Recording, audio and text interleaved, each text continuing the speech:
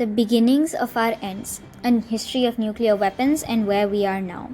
This first document from May 2021 describes how North Korea keeps evading UN sanctions and continues developing nuclear weapons despite threats from years ago. More so, nuclear technology has been cited in these projects, with Iran apparently in the fray. Iran strongly denies such allegations, but external sources prove otherwise. The missile display parade a few years ago, along with this, can be seen as North Korea getting ready for nuclear warfare, a threat to peace as we know it. But to understand how we got here, we must trace nuclear arms use, starting with the first in Hiroshima and Nagasaki post-World War II. This White House press release describes how and why the bomb was dropped over Hiroshima, emphasizing the need for atomic energy in that age. A US military pilot's eye account of the bombing over Nagasaki is monotonous, using words that convey more wonder than shock or horror at the bomb.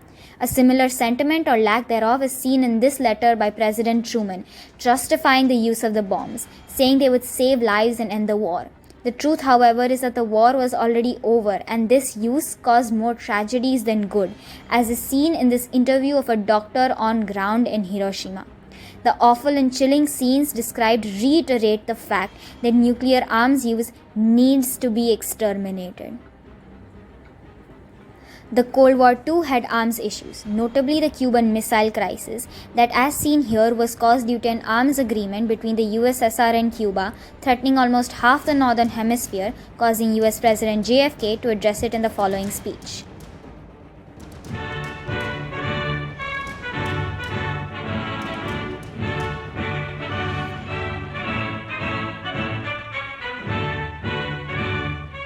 On October 22, 1962, President John F. Kennedy broadcast a special message to the nation from his office in the White House. Here is President Kennedy as he delivered that message, bearing on recent events in Cuba.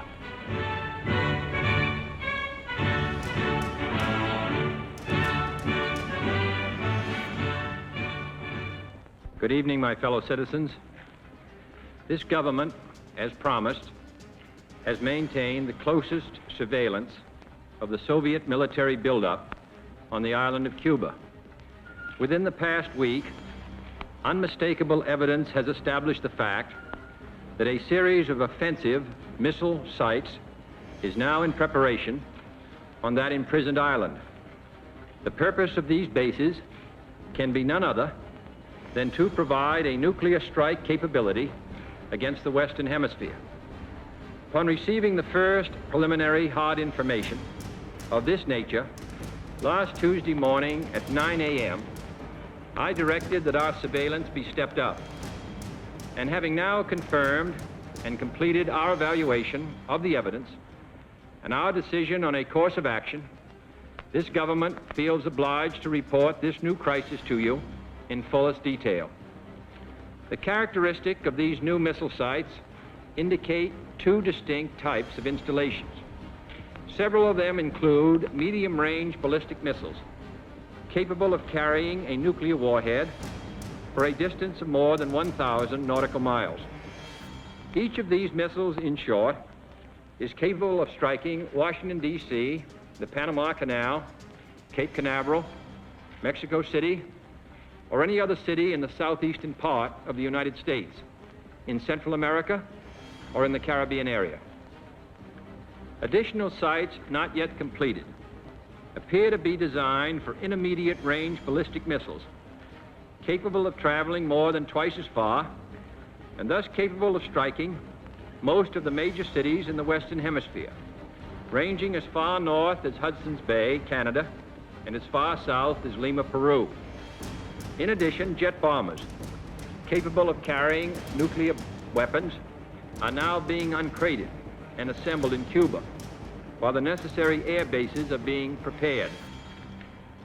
This urgent transformation of Cuba into an important strategic base by the presence of these large, long-range, and clearly offensive weapons of sudden mass destruction constitutes an explicit threat to the peace and security of all the Americas, in flagrant and deliberate defiance of the Rio Pact of 1947, the traditions of this nation and hemisphere, the joint resolution of the 87th Congress, the Charter of the United Nations, and my own public warnings to the Soviets on September 4th and 13th.